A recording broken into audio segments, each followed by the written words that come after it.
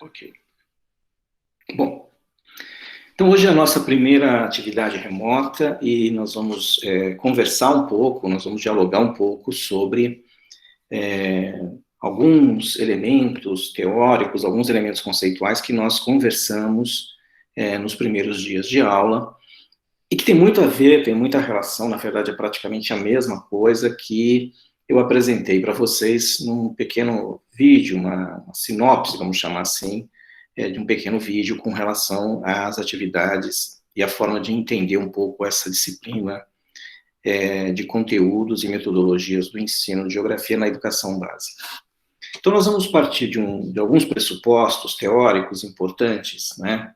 E esses pressupostos, eles se colocam, no nosso entender, né, como principais para que a gente possa ter uma visão o mais completa possível sobre o ensino da geografia, mas sobre as perspectivas do ensino da geografia, né?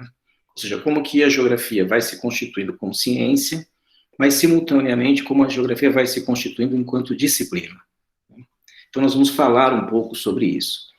E nessa direção, ou seja, enquanto uma constituição de ciência, enquanto uma ciência que se estrutura a partir do século XIX, como ciências modernas, né, mas apresentando todo um arcabouço histórico de formação conceitual, todo um arcabouço histórico de formação metodológica, todo um arcabouço histórico de construção de uma forma de representação do mundo, né, assim, a geografia vai também ter influências, né, vai sofrer influências de várias correntes do pensamento.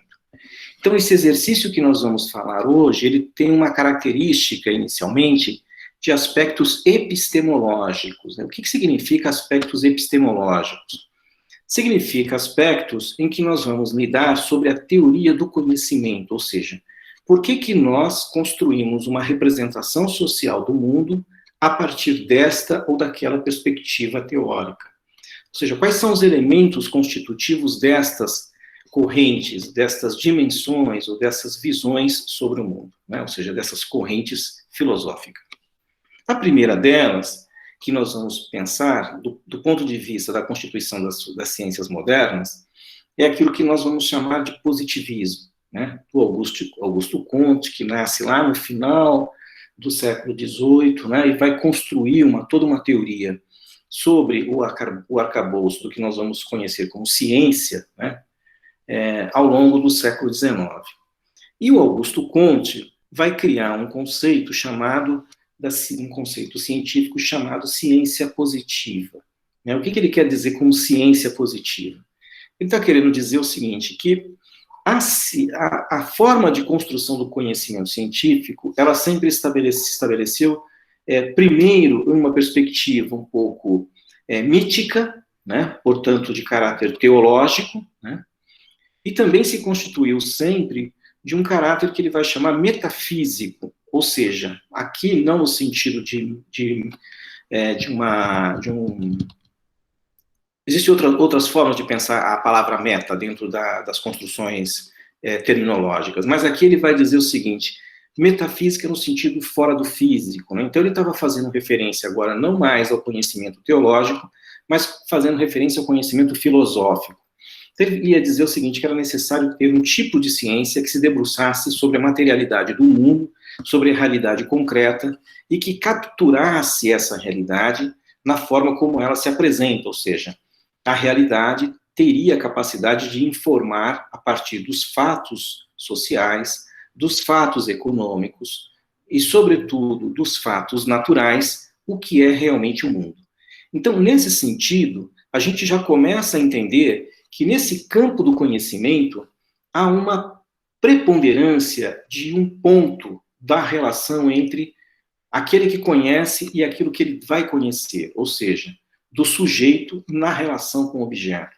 Então, há uma preponderância de que o fato social, a realidade social, vai falar por si mesmo, né? Vai ser determinante. E que significa dizer que o sujeito que conhece não sofre nenhum tipo de influência dessa realidade. ele simplesmente, né, esse pesquisador, esse cientista, ele é simplesmente um sujeito que informa aquilo que ele está capturando do ponto de vista do conhecimento. Como ele simplesmente informa aquilo que ele captura do ponto de vista do conhecimento, vejam vocês que quando ele vai ensinar, ele vai fazer o quê? Ele vai simplesmente agora, de novo, informar aos outros aquilo que foi capturado pela realidade, ou seja, aquilo que foi capturado da realidade, perdão, para constituir o conhecimento.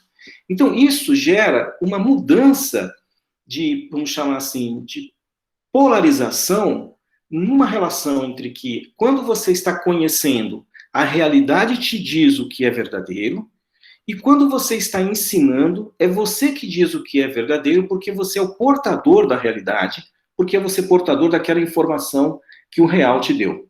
Então veja que você tem uma inversão no processo de ensino dentro de uma perspectiva positivista. É por aí que a gente vai entender um pouco por que o professor ganha certa proeminência no processo de formação. Então essa é a primeira corrente. Quais são as características fundantes desta corrente que nós chamamos do positivismo? A primeira é a ideia de uma certa linearidade do ponto de vista histórico, ou seja, um conhecimento e um processo histórico linear. Então, a história se processa por fatos e a realidade por causas e efeitos.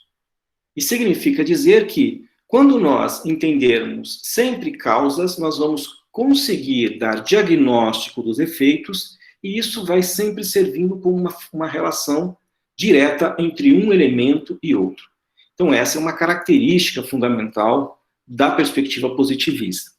Além daquela que eu tinha enunciado, mas não tinha dito, é que se o professor é aquele sujeito que informa o que a realidade deu, né, para ele, na hora de produzir o conhecimento, né, sem que ele tenha nenhum tipo de interferência nessa realidade, né, ele também coloca-se numa posição em que ele é um sujeito neutro no processo de conhecimento. Ele é um sujeito neutro na produção do conhecimento, e como ele informa esse conhecimento, ele também é um sujeito neutro no ensino deste conhecimento. Então, essas são algumas das características do pensamento positivista, né? Causa e efeito, a visão linear de história, né?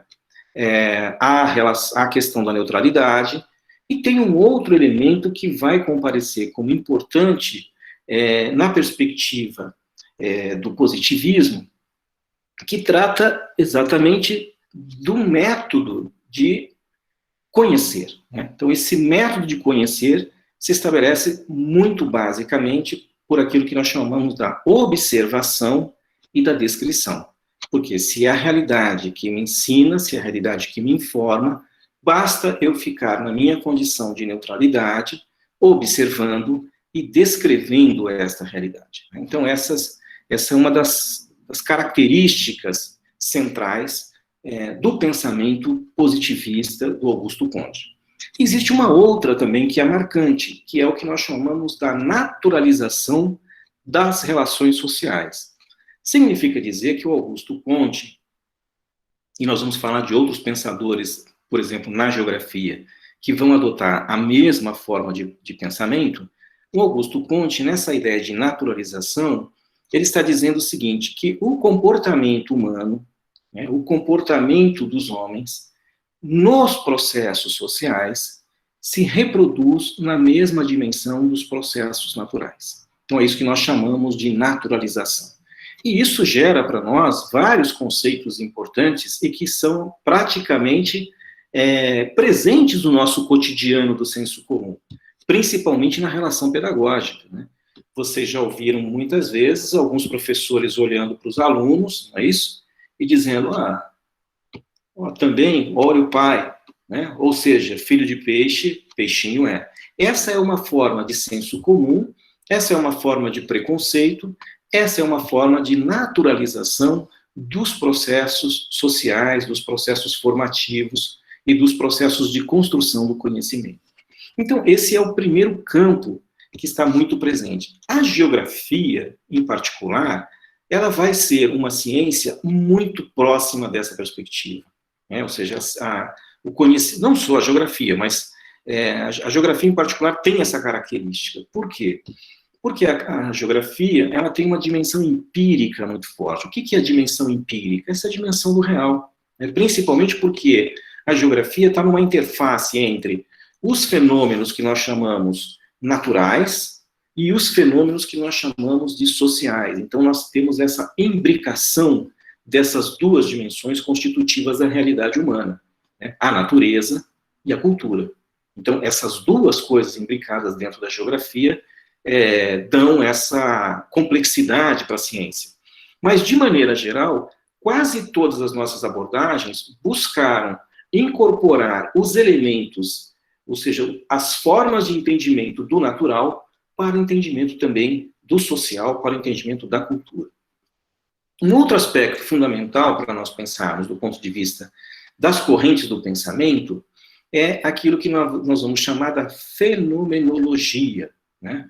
A fenomenologia é uma corrente do pensamento que vai nascer exatamente também em meados do século XIX, mais para o final do século XIX, né, com Husserl, Emanuel Husserl, e o Husserl vai criar um conceito dizendo que era necessário que nós não tivéssemos simplesmente uma ideia de que somente, ou que, pelo contrário, ele vai dizer, não é que somente, ou seja, de maneira alguma o conhecimento pode ser entendido a partir da realidade.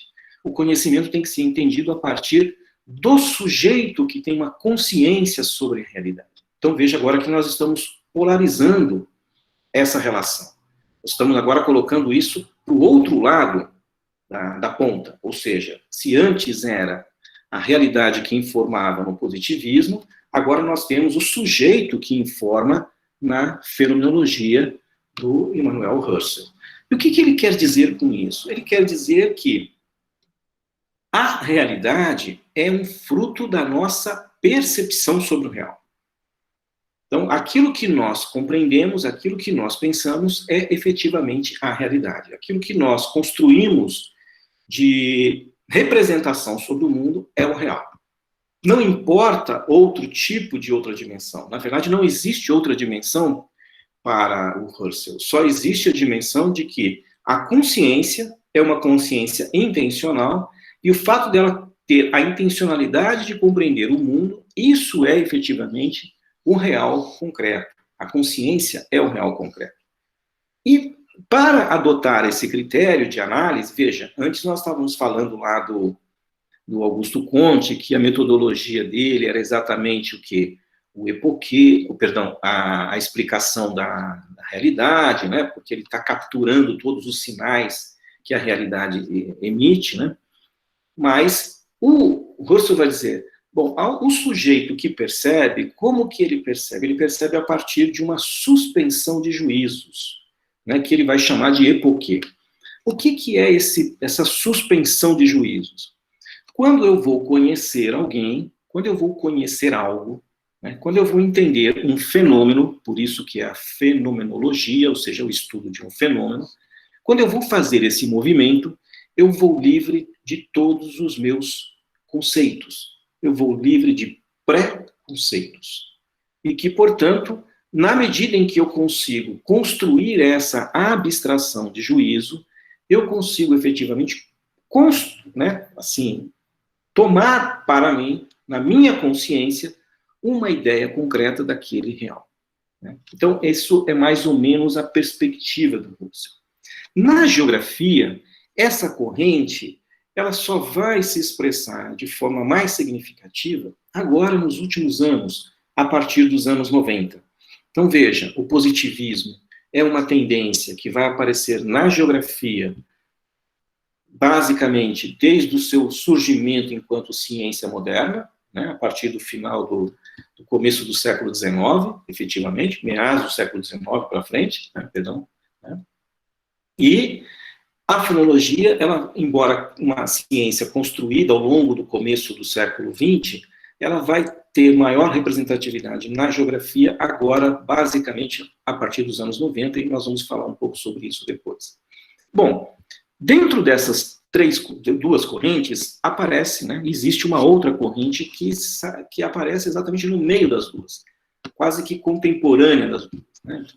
Que é uma corrente chamada materialismo histórico, né?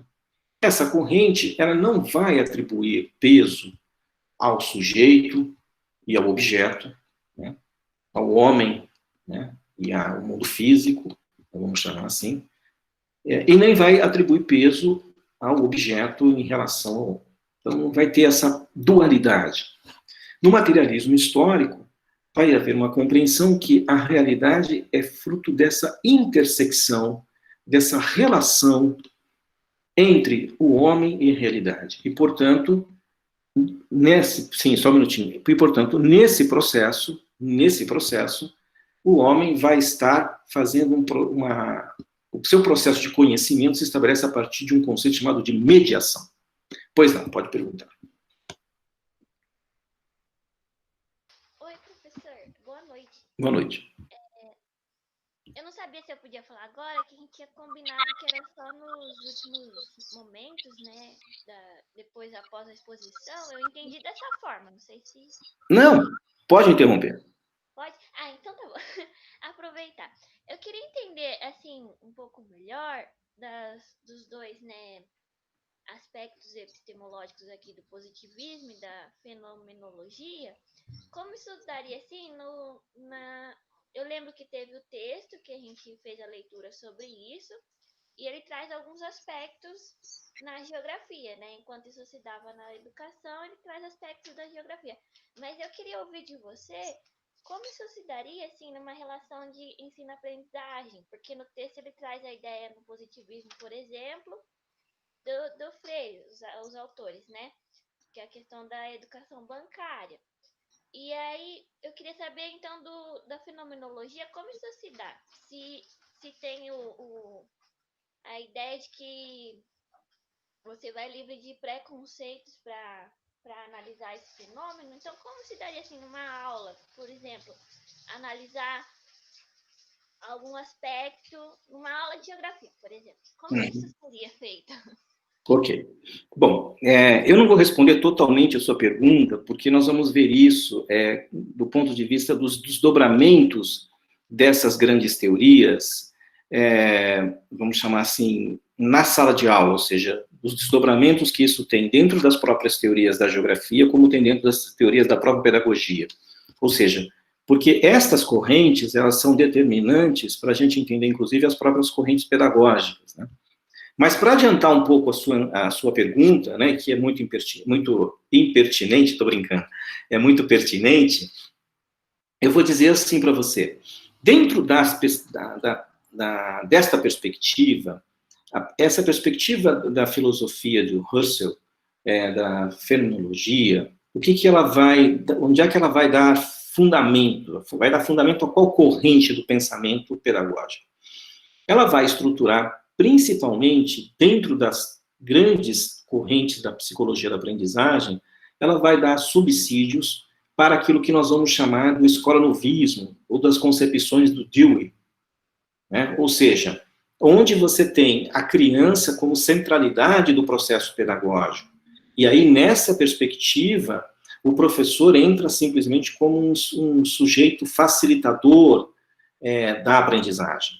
Então, vejam que quando a gente está falando dessas correntes pedagógicas, dessas correntes filosóficas, é importante a gente lembrar que elas vão orientar todos os campos científicos. Então, ela vai orientar. Então, quando a gente está falando, por exemplo, do positivismo, o positivismo vai orientar qual dimensão da psicologia da aprendizagem?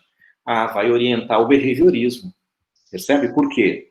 Porque como ele está pensando na dimensão das ciências naturais, uma das questões fundamentais da filosofia, da psicologia da aprendizagem no behaviorismo, é a perspectiva comportamentalista. Então, veja, do positivismo, nós temos um desdobramento concreto para uma teoria da aprendizagem, para a psicologia da aprendizagem focada no behaviorismo. Ora, o behaviorismo vai dar sustentáculo para qual dimensão e prática pedagógica? Da pedagogia tradicional. Por quê? Porque o professor é a centralidade. O professor capturou todo o conhecimento do real E agora ele vai simplesmente o quê? Transmitir esse conhecimento para o real. A mesma coisa se nós pensarmos, por exemplo, nessa visão do que eu estava falando da fenomenologia. O que vai acontecer com a fenomenologia? Quando nós estamos falando do epoquê, o que é a dimensão do epoquê? É que vocês já fritaram um ovo pochê? Sabe o que é o ovo pochê, né? Que você pega... nunca fritei, não. Então, o ovo pochê, você pega a água quente, a água está bem quente, com um pouquinho de vinagre, não é isso? E você mexe na água um pouquinho antes, e você coloca o ovo afunda, né? E por que chama ovo pochê? Porque ele aparece depois, ele ressurge depois, né? E é mais ou menos essa ideia, né? Eu estou fazendo aqui uma abstração, uma brincadeira com vocês, mas é mais ou menos essa ideia do que o Russell pensa. Ou seja, quando eu começo a olhar para um processo de ensino-aprendizagem, eu quero que a criança tenha as experiências e a criança vá manifestando o seu processo de aprendizagem. A criança vai revelar a sua aprendizagem. Por isso que nesse campo do conhecimento, da psicologia, do que nós chamaríamos ali, portanto, das teorias de aprendizagem do escola-novismo, né, ou seja, dessa ideia de que o sujeito vai emergir, né, dessa ideia de que o sujeito vai conhecer por si só, né, que vem depois esse conceito de aprender a aprender, né. Então, o que acontece com isso? O sujeito, ele vai demonstrar a sua aprendizagem. Na psicologia, na teoria de aprendizagem do Dewey, por exemplo, vocês lembram que um dos elementos centrais desse processo de aprendizagem são as experiências laboratoriais, né? Ou seja, então você permite que a criança vivencie várias experiências pedagógicas, e ao vivenciar as experiências pedagógicas, aparece, né, emerge o conhecimento. Então é mais ou menos essa linha de conhecimento que sustenta essas teses dentro da prática pedagógica. Na geografia, nós vamos falar um pouco sobre isso depois, nós não temos experiências concretas nessa perspectiva, do ponto de vista que nós chamaríamos de correntes hegemônicas. Mas nós já tivemos algumas experiências interessantes nesse campo, que dialogam, às vezes, com essa perspectiva, né? Um dos autores, por exemplo, que me lembra muito essa perspectiva e que dialogou, de certa forma, com essa coisa da expressão da criança, na experiência, na aprendizagem, é o... agora me fugiu o nome. Ele é o autor do... Depois, se alguém me ajudar, pode... Ele é o autor do que a gente chamaria ali do livro da vida. Não. Esses são os pioneiros da educação. Estou pensando aqui do francês, que trabalha com o livro da vida, que trabalha com o diário de campo, enfim. Mas eu não vou lembrar agora, depois eu vou lembrar para falar com vocês. Não. É da geografia. O Freinet. Exatamente. O Célestin Freinet, por exemplo, ele é um dos pensadores dentro da geografia que trabalha um pouco, muito próximo com essa dimensão do Dewey, com essa dimensão da fenomenologia, por exemplo.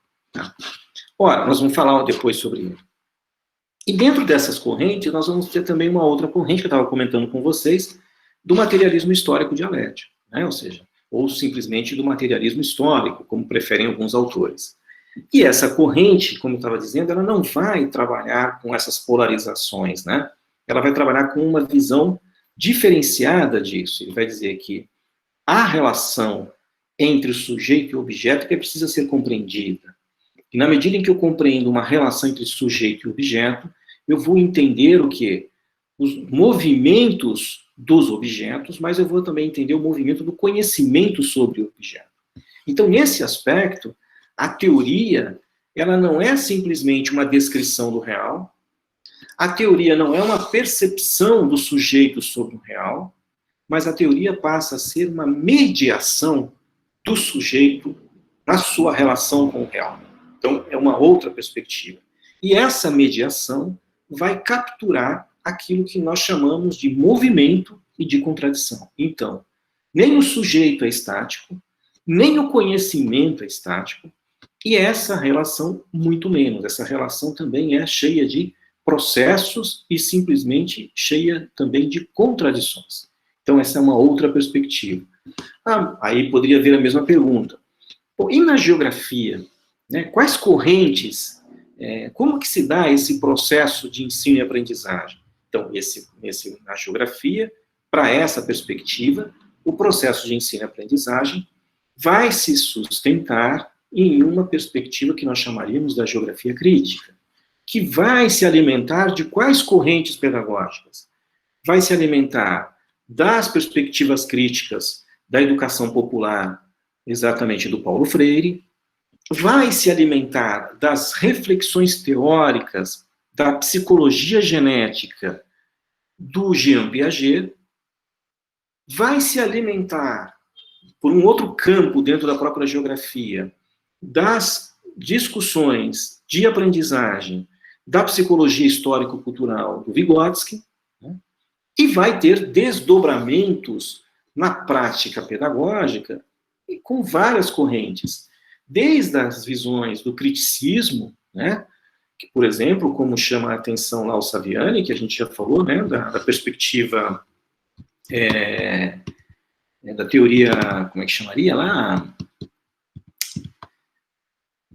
Da reprodução, né? Depois eu vou lembrar como é que ele chama isso. Desde essas correntes um pouco mais radicais, que seria, por exemplo, lá, vinculadas, por exemplo, ao Paulo Nozella, no Brasil, né? Mas principalmente as perspectivas da escola crítico-reprodutivista, era isso que eu queria lembrar. Obrigado, José Vitor. Né? Sustentadas exatamente no pensamento do Althusser, Ana Cecília, exatamente isso. Então, estas correntes também dariam sustentação, ou seja, estariam sendo alimentadas, melhor dizendo, por essas perspectivas, tanto da psicologia da aprendizagem, tanto quanto desta concepção filosófica do materialismo histórico. Então, vejam que quando nós estamos falando desses três grandes campos filosóficos, nós estamos entendendo como eles se desdobram para dentro das ciências e como eles se desdobram para dentro da relação de ensino-aprendizagem. E isso é fundamental para nós compreendermos. Porque senão nós falamos assim, bom, a gente tem essa leitura muito clara quando a gente está fazendo o nosso trabalho pedagógico? Talvez não. Mas é fundamental que eu tenha? Evidentemente que sim. Como um profissional de educação, é fundamental que eu tenha uma clareza sobre qual corrente sustenta, alimenta, corresponde, explica a minha prática pedagógica. Né? Porque as pessoas vão dizer assim, não, mas a teoria na prática é outra. A gente já ouviu vários discursos, e tem professor que alimenta esse tipo de discurso, infelizmente. Não é isso.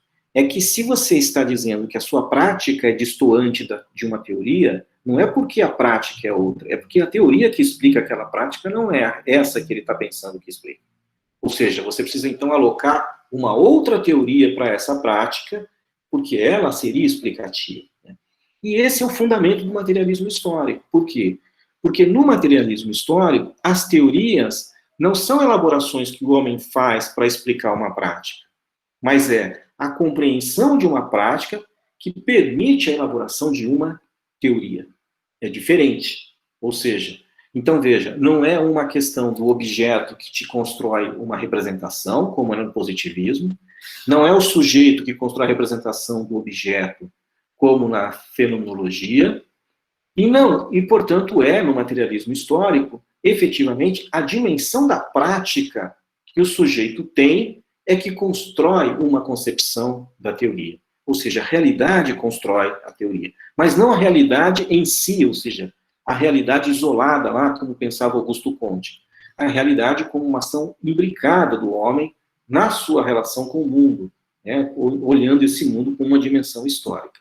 Então é mais complexo. É por isso que nós chamamos de dialética. Por quê?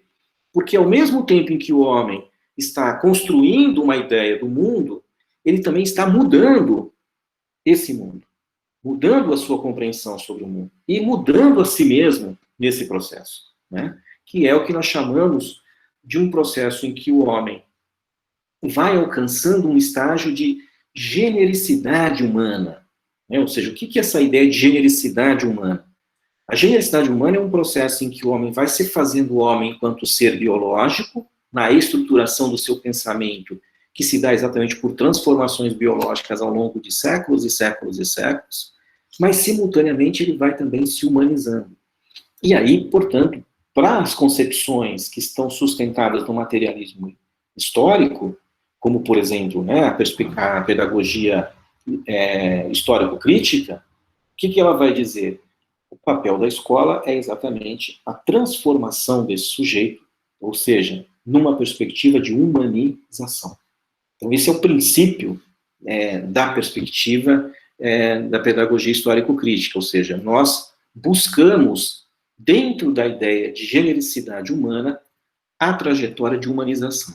É por isso que a escola tem um papel fundamental na sociedade contemporânea, né? Ou seja, para evitar a barbárie, para evitar a desumanização, para anular aquilo que nós chamaríamos de inumano, efetivamente.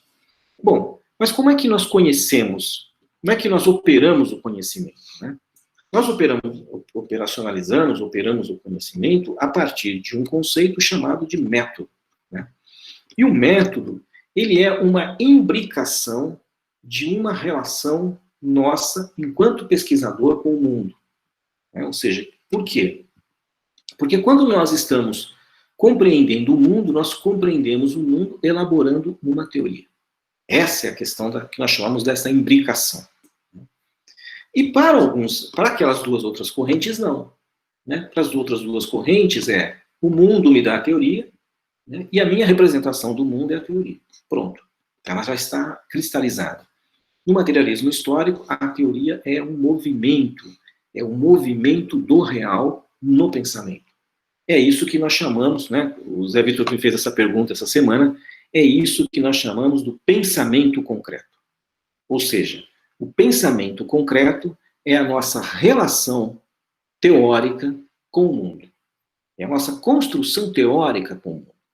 Né? E, portanto, trazendo do que ele tem de essencial, que é a contradição e que é o movimento.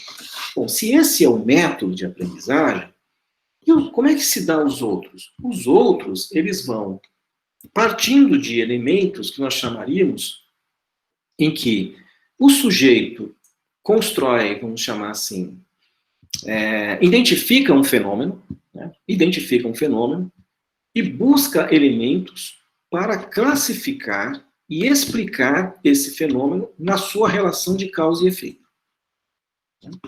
Então, é por isso que quando a gente fala de uma perspectiva positivista, nós não trabalhamos muito vamos chamar assim, a gente trabalha com conceitos, mas esses conceitos se transformam rapidamente o que nós chamaríamos de variáveis, né? Ou seja, o que seria variáveis? Variáveis é uma forma de olhar uma das propriedades dos fenômenos, né, com relevância, que seria o aspecto quantitativo. Então, muitas vezes, nós teríamos uma construção do conhecimento do mundo a partir desse viés. Na geografia, foi muito frequente esse processo. Então, por exemplo, na geografia tradicional, o que a gente apresenta, o que o professor ensinava? A quantidade de rios, a densidade demográfica, a renda per capita.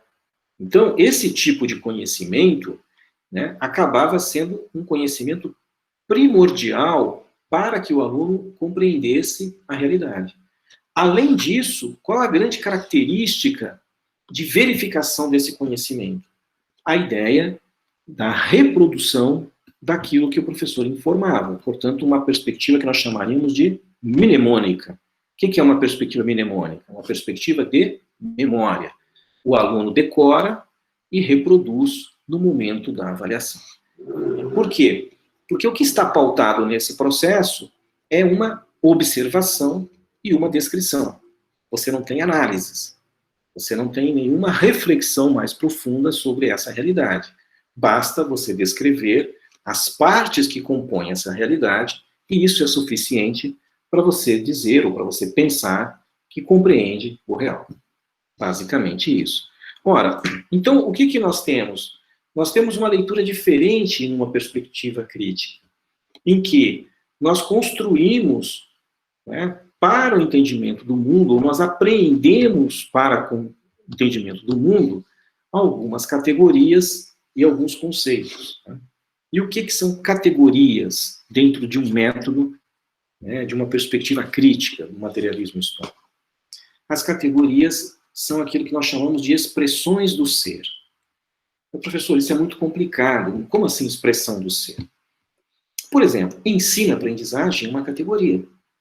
Ou duas categorias, melhor dizendo, né, que estão imbricadas. Mas por que ela é a expressão do ser? Porque o homem aprende. Mas o homem aprende em qualquer circunstância e aprende de qualquer forma? Não, a gente já estava dizendo que o homem pode aprender simplesmente pela memória. Então, se eu coloco somente esse mecanismo de aprendizagem, significa dizer que eu estou limitando as capacidades intelectivas do homem? Sim. Então, quer dizer que a aprendizagem não é simplesmente memória? Não. Percebe como a categoria ela tem que ter uma visão mais ampla daquilo que ela realmente é? Se o homem é um sujeito que aprende para além da memória, a aprendizagem não pode estar restrita a ela. Então, o que eu estou chamando a atenção? Que eu tenho que olhar para as condições, para as características do humano, para conseguir olhar quais categorias explicam esse humano. Então, a aprendizagem explica o humano, mas a aprendizagem mnemônica, não totalmente. Percebe? Então, isso é o que nós chamamos como que uma categoria é uma expressão do ser. Então, eu tenho que entender o homem na sua maior complexidade possível e elencar categorias que deem conta desta complexidade. Mas você vai dizer, mas professor, é impossível fazer isso. O homem é muito múltiplo. O homem é um ser de uma complexidade absoluta. Sim, mas aí você, enquanto sujeito que está entendendo o homem, você vai entendê-lo em alguma circunstância em particular. E essa circunstância em particular é o que nós vamos dizer o que é determinante, que é o que nós chamamos de determinação. Determinação não é determinismo, né? É uma confusão entre determinação e determinismo. Determinação é assim, aquilo que é importante naquele processo, aquilo que é importante naquele fenômeno. É isso que nós chamamos de determinação. Aquilo que é essencial, aquilo que aparece como centralidade para explicar um processo que nós estamos estudando. Então, por exemplo, se eu olhasse para entender o homem de maneira geral, eu ficaria louco. Mas qual que é o nosso objetivo na relação pedagógica aqui? É entender como que se dá o processo de ensino-aprendizagem todo? Não. Inclusive, particularmente aonde? Na geografia. Então, o que é determinante nesse processo de aprendizagem dentro do ambiente ou dentro do escopo da disciplina geográfica? Melhor dizendo. Então, é isso que nós chamamos de determinação. Então, as categorias que são expressões do ser, elas revelam aquilo que é determinante na forma que eu quero conhecer o ser, na forma que eu quero conhecer o homem, na forma que eu quero conhecer a natureza. Ah, então quer dizer que existem vários seres? Sim. Todos nós olhamos para o mundo como seres. Os seres inorgânicos, né? São as rochas, por exemplo, os minerais, que têm um grau de, vamos chamar assim, um grau um pouco mais possível de chegarmos, de esgotarmos o seu entendimento. Né? Enfim, por quê? Porque o número de processos sobre os quais ele é suscetível são menores. Então, quando a gente olha, por exemplo, para a natureza, a gente fala, mas bom, eu estou entendendo ali aqueles processos do intemperismo. Né? O que é o intemperismo? A rocha sofre um processo de aquecimento, depois ela sofre um processo de esfriamento, pode ser pela chuva, pela mudança da temperatura simplesmente, porque o sol se pôs, então, quando o sol se põe, e se for um lugar muito seco, não tem como reter a temperatura na atmosfera, e porque como não retém a temperatura na atmosfera, perdão, não retém o calor na atmosfera, a temperatura cai, e, portanto, a rocha esfria muito rapidamente. Isso é o intemperismo, isso é o intemperismo. O que acontece com o intemperismo para determinados minerais? Eles dilatam quando estão muito quentes e depois eles se comprimem quando esfriam. Então, isso significa dizer que esse movimento de dilatação que ocorre em uma rocha vai fazer com que uma hora ela se quebre? Sim. Então, a gente vai observando que, para o ser inorgânico, nós temos o quê? Limites, né, mais claros e capacidade mais objetiva de entender quase todos os processos que se estabelecem com aquele ser. Ah, mas e se eu for para um ser orgânico? Bom, aí complicou. O nível de complexidade é maior. Se eu quero entender uma árvore, né, quais são os processos que uma árvore realiza? Primeiro que a árvore tem um processo de crescimento, ela tem dinâmicas de transpiração, de evapotranspiração, não é isso? Ela tem dinâmicas de absorção de água, então ela tem mais complexidade, né? Maior nível de complexidade. Mas eu posso chegar a esgotar algumas determinações importantes da árvore? Eu posso, né? Do fenômeno vegetal, das plantas, do ser orgânico plantas. Eu posso fazer isso em relação aos animais? Eu posso. Eu posso fazer isso em relação ao homem? Eu posso. Mas a gente vai compreendendo que todas as vezes que a gente vai com esse instrumento muito específico, muito particular para entender os seres, seja ele inorgânico ou seja ele orgânico, nós vamos também entendendo que existem limitações. Vejam, hoje a medicina já começa, hoje, mas de bom tempo, a medicina já começa a entender que você não pode cuidar do fígado, simplesmente, porque se você só cuidar do fígado, você vai ter um problema com os rins. É isso? Então, o que significa dizer? Que você precisa, em alguma circunstância, ter uma visão que nós chamaríamos de uma visão mais holística, uma visão mais de totalidade. O que é uma visão de maior totalidade? É de tudo? Não, não é de tudo. Mas é de entender quais são as relações mais essenciais entre determinadas partes do organismo para poder compreender que, ao cuidar de um único problema que está centrado no fígado, isso pode discorrer questões relacionadas ao estômago, pode discorrer questões relacionadas aos rins, pode trazer algum problema no comportamento das vias sanguíneas e assim por diante. Então, o que você vai produzindo? Vai produzindo um grau de complexidade para entender o ser orgânico. Bom, e aí quando a gente chega no ser social, que é o homem? Aí complicou. Porque já não estava fácil cuidar do homem enquanto corpo, agora eu tenho que cuidar da cabeça do sujeito. Né? E se a gente pensar só nessa relação, e a gente já tem descoberto vários processos que a gente chama de doenças psicossomáticas, quer dizer, que as pessoas trazem para dentro do seu organismo as dificuldades que ela teve para resolver no âmbito da racionalidade, da consciência, imagine para pensar somente a consciência. Então, o que nós estamos dizendo com tudo isso? É que há um grau de complexidade quando nós vamos saindo dos seres mais primários, né, ou seja, dos inorgânicos, para atingir os seres sociais. Quando nós atingimos os seres sociais, nós ganhamos maior complexidade.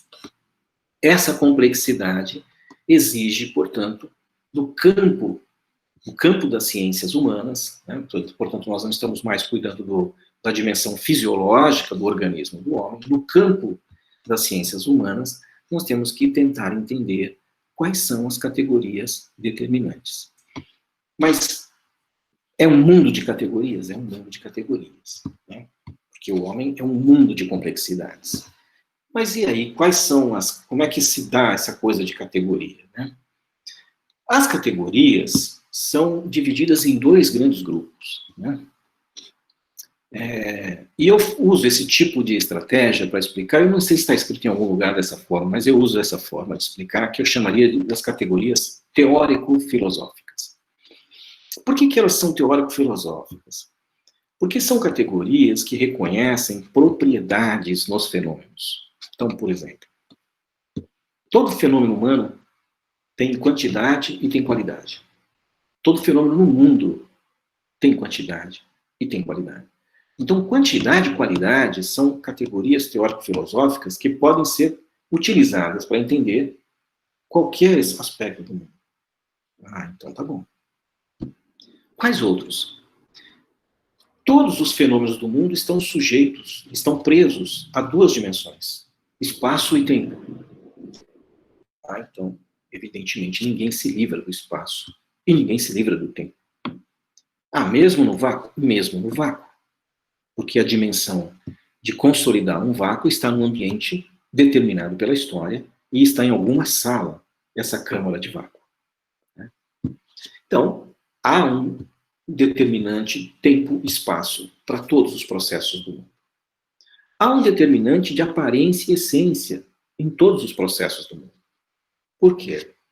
Porque, ao contrário do que dizia o Russell, de que eu vou lá e capto aquilo que a realidade está me mostrando e aquilo vira a realidade, para nós, no materialismo, a realidade não é só isso. Por quê? Porque eu tenho que entender como que opera a consciência humana. E se ela opera com uma perspectiva de método, como a gente está conversando aqui, ou ela está permeada de um outro elemento fundamental, que é ideologia, e um outro elemento fundamental no marxismo que chama-se alienação. Ou seja, quando o sujeito toma para si uma compreensão sobre o mundo e sobre a realidade, que não é nem mesmo a realidade dele. É o que a gente brinca agora de pobre de direita. Preto nazista. Que é um absurdo. Mas de onde vem essa concepção? De onde vem essa mentalidade? De um cara entrar num negro, preto, entrar num grupo neofascista, num grupo neonazista. É o mínimo de desconhecimento da história? Não. Não é só isso. Isso é ideologia e isso é alienação do sujeito. Então, o que nós estamos querendo dizer é que aquela concepção que o Russell disse, que é suficientemente explicável o mundo a partir do que o sujeito pensa por si só, não é possível. Por quê?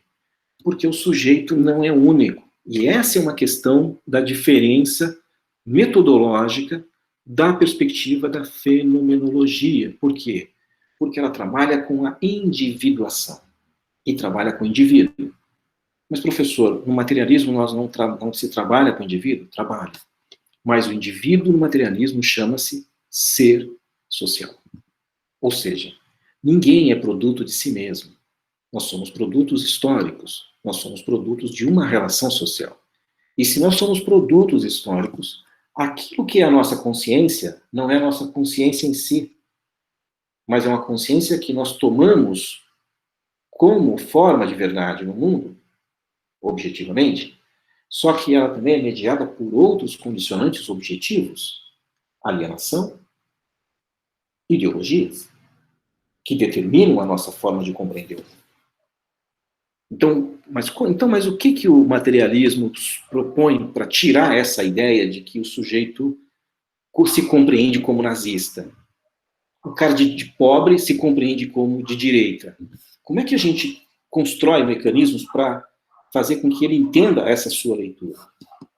Os mecanismos de entender essa leitura é quando o sujeito vai fazer processos mediadores de entender, no campo do materialismo, eu diria o seguinte: entender qual é a sua condição social de existência.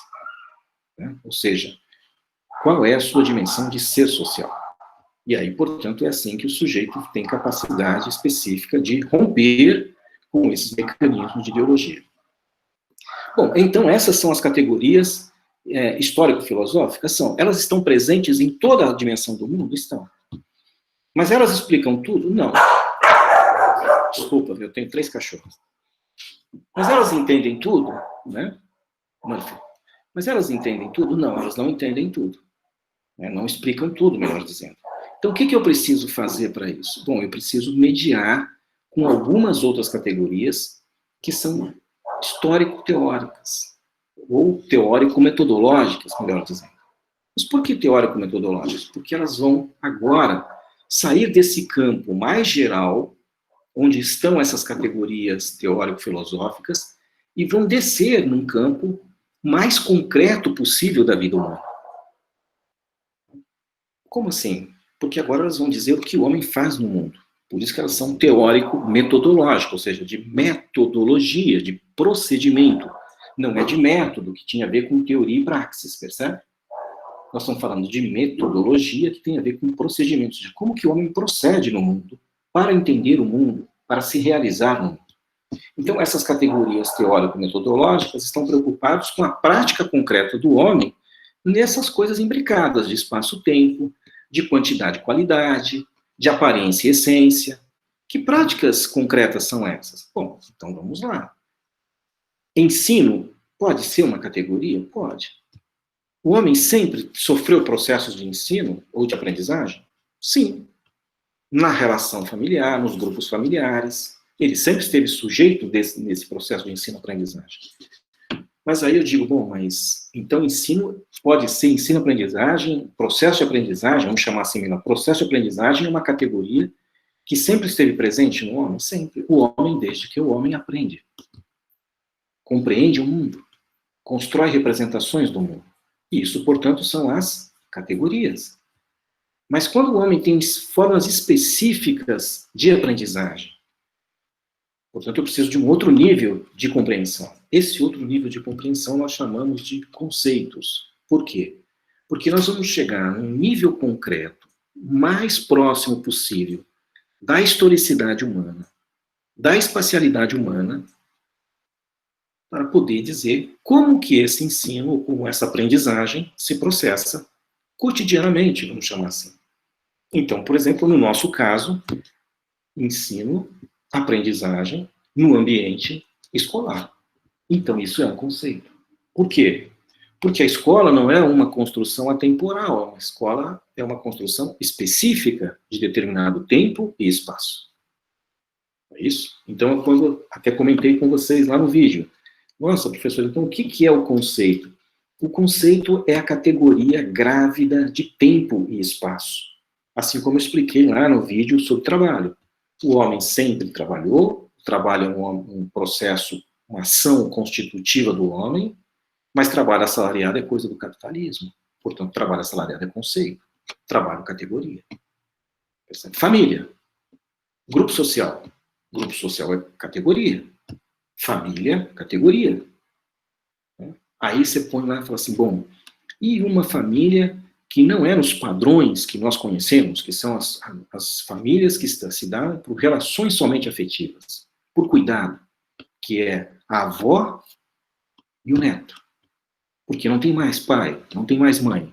Isso não é família? Não, é família. Então nós mudamos a nossa dimensão de família e damos uma nova conceitualização para aquela visão mais geral de família. Isso por quê? Porque família, se está agregada, não é uma dimensão simplesmente biológica. Percebe que a gente está cortando a dimensão biológica? Ou seja, a família está vinculada a uma estrutura de relações, de afetividades, de cuidados. Então, nós estamos mudando a conceituação.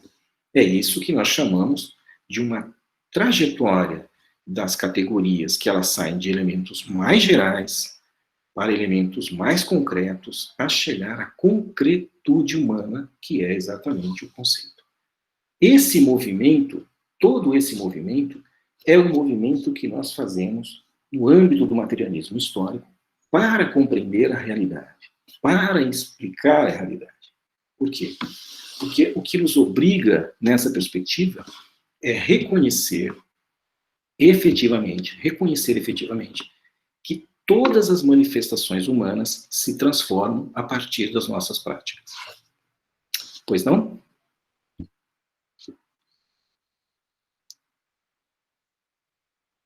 E o que são as determinações desse raciocínio da família?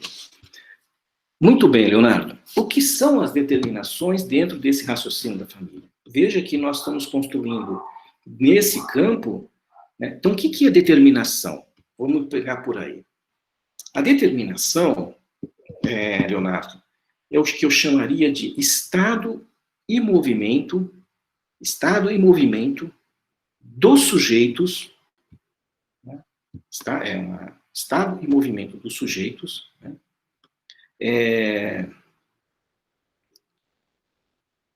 Para consolidar uma prática social.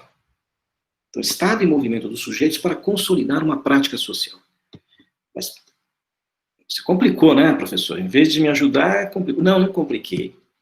Porque se eu estou chamando que a relação afetiva é fundamental para explicar o elo entre as pessoas, a minha determinação chama-se afeto, relação afetiva, percebe?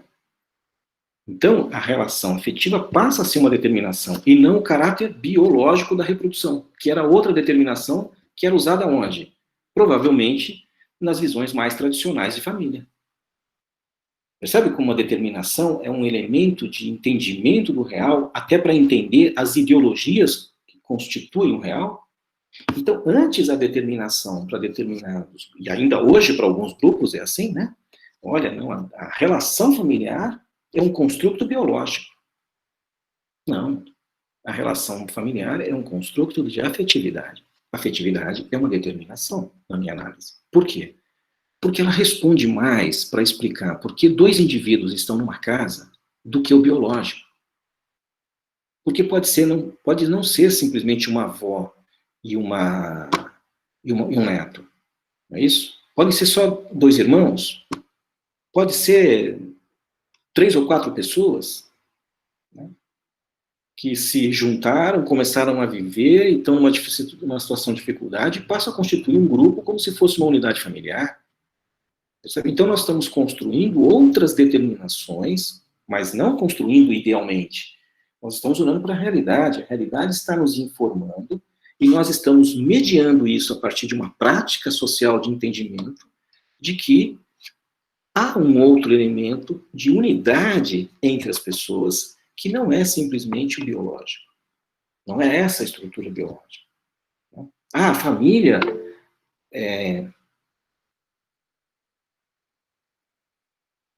o conceito é quase a mesma coisa que determinação, né? Porque o conceito é o que dá a capacidade explicativa, percebe? Então, conceito e determinação é quase a mesma coisa. O que nós estamos dizendo é que a determinação é o conceito mais importante para entender a realidade. Então, por exemplo, dois seres do mesmo sexo que vivem juntos, não é família? Né? Que vivem maritalmente juntos, não é família? Né? É família. Claro que é família. Por quê? Porque nosso referencial também já começa a anular outros padrões de agrupamento familiar, que era uma unidade de sexos opostos. Também caráter biológico e não social. Então nós vamos mudando as nossas formas de explicar o mundo, não é porque nós criamos formas de explicar o mundo, é porque o mundo se realiza em outras formas de ser social.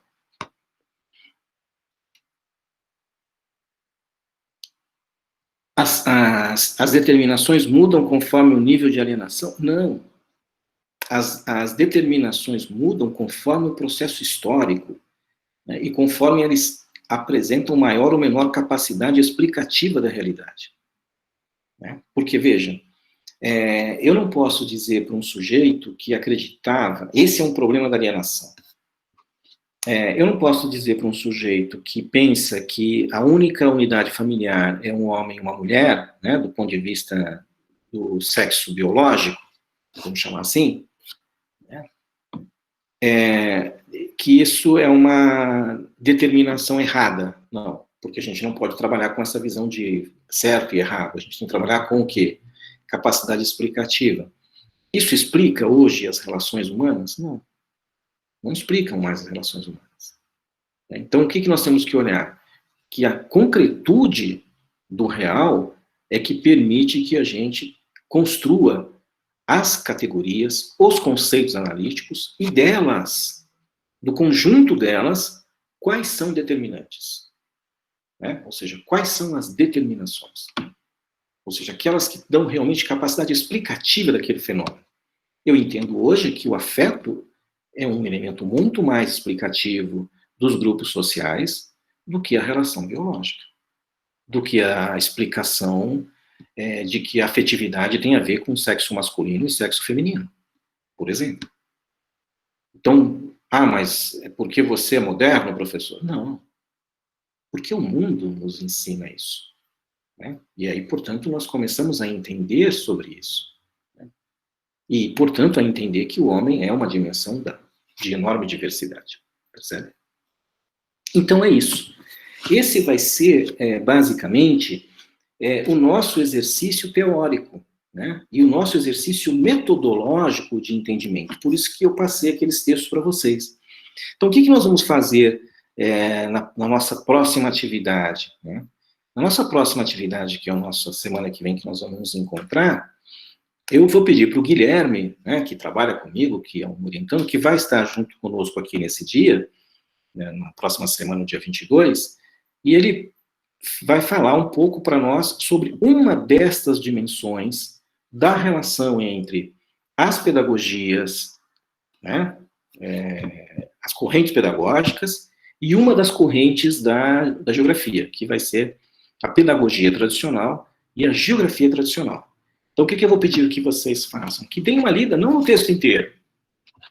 Retomem aquele texto, aquela parte do texto em que nós, a parte inicial, é importante retomar a leitura da parte inicial, mas retomem essa parte em que nós tratamos, né, Paula e eu tratamos da geografia tradicional e da pedagogia tradicional. E é o que vai ser o nosso encontro da próxima semana. Nós vamos caminhar, eu queria que vocês entendessem que nós vamos caminhar com bastante vagar, mas nós vamos caminhar, que eu acho que é o mais importante. Então, vou pedir para que vocês retomem a leitura disso, porque vai ser o nosso tema de diálogo no próximo encontro, né? Ok? E aí, pensem em perguntas, pensem em reflexões, e assim por diante. Isso, exatamente. Estou dizendo aquele primeiro texto de março que se chama Geografia, Pedagogia e Geografia, Saberes Historicamente Determinados. Né? Ok? Exatamente, Ana Luísa. Então é isso. Não vou passar atividade para vocês essa semana, quero que vocês façam, não vou fazer atividade escrita nem nada, até porque vocês já fizeram um exercício sobre isso, né? E eu vou pedir, então, que vocês deem uma retomada na introdução desse artigo, né? E deem uma lida nessa primeira parte. Então, nós vamos acompanhar nas nossas próximas semanas, e aprofundar nas nossas próximas semanas, cada uma dessas concepções. Né? Só que na semana que vem, por exemplo, depois da nossa atividade, vou falar sobre isso já. Depois dessa nossa atividade de amanhã, da semana que vem, aí eu vou pedir uma atividade escrita para vocês, tá? Mas isso com vagar também. E aí eu vou fazer isso no Classroom, eu vou criar lá um ambiente no Classroom para a gente poder fazer isso, tá? Antes de se você fazer a pergunta, Thiago, deixa eu falar só mais uma coisa. Eu vou criar um ambiente no Classroom, eu vou pôr lá uma data para entrega dos trabalhos, mas eu não quero ninguém histérico com isso, ok? Não deu, não conseguiu fazer no dia, então. Só que eu vou pedir duas coisas para vocês. A primeira, que façam manuscrito. Por favor, façam manuscrito. E subam lá, façam o upload do jeito que quiserem. Fotografia, tirou a foto com o celular, conseguiu escanear, enfim, o que vocês puderem fazer. Mas que façam manuscritos, ok? Diga, Thiago. Boa noite, professor. Não sei se os outros tiveram essa dificuldade com a aula de hoje, mas eu achei ela muito densa. E o que ajudou foi a aula passada que eu assisti, tudo mais. O que eu gostaria de perguntar é se o senhor poderia fazer um slide, sabe, para a gente acompanhando, ou para o senhor apresentar junto das suas falas, ou para enviar para a gente acompanhar. Não é um slide explicando tudo, mas com palavras-chave, sabe, que nem fosse uma lousa. Entendi. Isso acho que me ajudaria bastante, era só uma sugestão que, para mim, pelo menos, fez bastante falta. Tá. Bom, eu vou me justificar assim, que eu gostaria que vocês acompanhassem fazendo anotações da atividade, ok? E vocês vão poder retomar a aula, voltar, dar uma olhada na aula com calma, por isso que ela está gravada, e então dá para vocês retomarem as questões pautadas aqui. Mas as outras atividades, eu acho que elas serão os alunos, eu pedi para que eles fizessem os slides para ajudar vocês, ok? Tá bom. Eu não gosto muito de slide, não, mas eu pedi para os alunos fazerem para vocês. Tá bom? Obrigado, era realmente só para um auxílio que nem fosse uma lousa, que a lousa que o senhor fez na aula foi muito boa, então ajudou bastante no entendimento. Então quando a gente vai escrevendo, né? Eu ia comprar um dispositivo desse, Thiago, uma amiga minha comprou, que você escreve e parece uma lousa para vocês, né? Não sei se vocês viram com algum professor usou isso. Não, por enquanto comigo não. Então, eu ia comprar, mas eu achei tão caro, R$ 590. O outro era 1.000 e pouco. Aí eu falei, não sei se eu... Bom, mas tudo bem. Mas eu vou pensar as atividades próximas, as próximas 4 aulas serão com slides, ok? Porque os alunos vão organizar com slides. Tá bom? Muito obrigado, professor. Imagina. Ontem, na aula de geopolítica, eu fiz os slides lá. Na verdade, não fiz, são slides que eu já tinha preparado algumas vezes para as aulas, né? Então, por que todas as atividades manuscritas? Porque é importante escrever, gente. É importante que a gente escreva, que a gente não copie e cole, entendeu? Tem uma aplicação do Google, vou procurar então, Tabata, se eu ver se eu acho alguma coisa assim. Né? Então, tem, mas parece que as canetas são muito ruins, me falaram. Eu tenho uma amiga que fez todos os testes possíveis, foi numa loja, fez todos os testes possíveis, disse que as canetas são ruins pra caramba. E quebram não funcionam, não sei porquê. É isso. Mas eu também estou aprendendo, tá bom? Então, vamos ver como é que as coisas vão dar certo. E vocês podem ir reclamando, não tem problema não. Quero que vocês tenham essa liberdade para vocês reclamarem, então. E repito, vou pôr lá uma data, um prazo lá para vocês olharem esses negócios, mas não se sintam muito pressionados. Claro, também não é para não fazer nada, porque depois fica complicado todo esse processo de acúmulo de coisas atrasadas. Mas em um momento ou outro, eu sei porque às vezes nós vamos ficar aqui, professor, mas eu não vou conseguir entregar, não sei o que. Calma, tá tudo bem. Tem semana que é o desastre na vida da gente, ok? Vocês vão postar no Classroom, ok? Por lá. Eu vou criar um ambiente e aí a gente vai funcionar por lá. Como é que chama isso, Tabata? Bom, eu vou entrar então depois nesse link para ver o que é esse negócio, tá bom? Professor, mais um detalhe, em relação ao Classroom, se você mandar uma atividade e colocar uma data para entrega, tem algumas atividades que travam e a pessoa não consegue entregar, ou você vai pedir para publicar no mural do Classroom. Não, parece que você entrega mesmo, aparece para mim que você entregou atrasado, mas não que impeça. Tem professor que pode colocar uma trava lá, parece que pode, mas eu não vou fazer isso. Ah, tá, entendido. Não, se eu estou dizendo para vocês não estressarem, é exatamente porque eu não tenho a mínima intenção de criar um mecanismo de aprisionamento e tudo. Só peço que vocês façam para que as coisas não extrapolem, tá bom?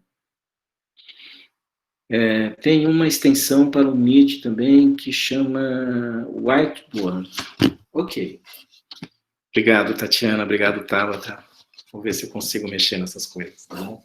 Eu sou velho, você tem que entender que eu sou velho e não tenho muito ânimo para essas coisas.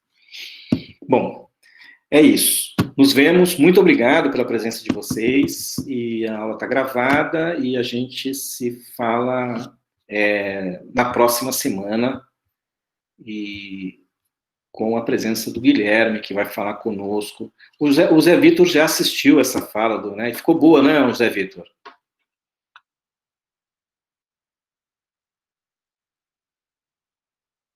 Acho que ele saiu, então. Ficou legal, não ficou? Os meninos fizeram bons trabalhos, né? É que nós fizemos isso no grupo de estudos, sabe? Então, o que aconteceu é que cada aluno fez. Só nós não vamos ter quem faça o pluralismo epistemológico. Quem sabe o Zé Vitor não quer ir lá falar sobre pluralismo epistemológico? Vamos ver. Então tá. Gente, muito obrigado, uma boa noite para vocês. Descansem, cuidem-se, cuidem das famílias, tá bom? E vamos lá. Muito bom vê-los. Pena que... Boa noite, professor. Boa noite, boa noite. Boa noite, professor. Boa noite. Boa noite, professora. Até semana que vem. Boa noite, Natália. Até mais. Tchau, Beatriz, também. Boa noite a todos. Muito bom. Tchau, Lucas. Tchau, Lucas. Tchau, Luana. Letícia, boa noite a todos.